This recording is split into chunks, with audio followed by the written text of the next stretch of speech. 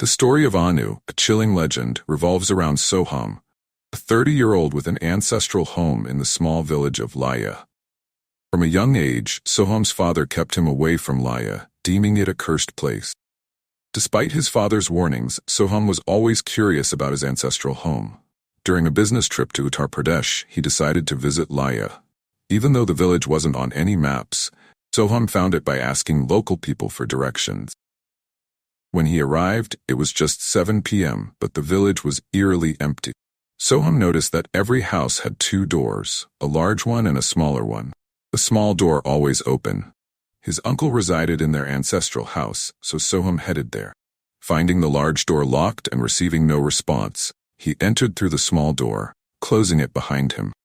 Inside, he was greeted warmly by his uncle and other relatives. As they sat talking, a loud bell rang throughout the village.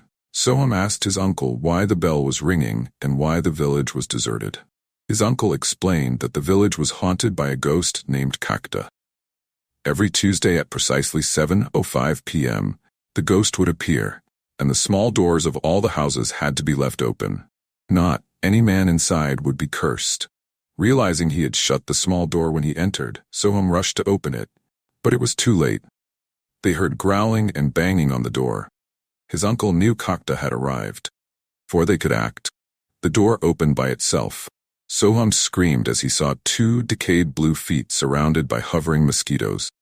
Kakta, with red eyes and a decomposed body, flew at Soham and kicked him so hard that he fainted. When Soham regained consciousness, he found himself surrounded by villagers with intense pain in his back. He discovered a large boil had formed. His uncle explained that since Soham was now considered the man of the house, he was cursed and would die in 13 days. No villager dared to help him. Desperate, Soham called his best friend Tanuj, who arrived 2 days later with a tantric. Seeing Soham's deteriorated state, the tantric began rituals in the village fields, promising to subdue Kakta within 2 days. However, Soham's condition continued to worsen. On the second night, Tantric called Soham to the fields. Suddenly, strong winds and the sound of mosquitoes filled the air. The scarecrow in the field began to move and strangled the Tantric to death. Anuj and Soham fled, driving towards Delhi. Just as they were about to leave Ratori, their car broke down. Surrounded by mosquitoes and hearing growls, they saw Kakta hovering in front of them. Tanuj tried to escape. Kakta chased and killed him. Enraged, Kakta would drag Soham from his home every night, throwing his cursed body against different houses. Although the villagers wanted to help, they were too terrified of Kakta.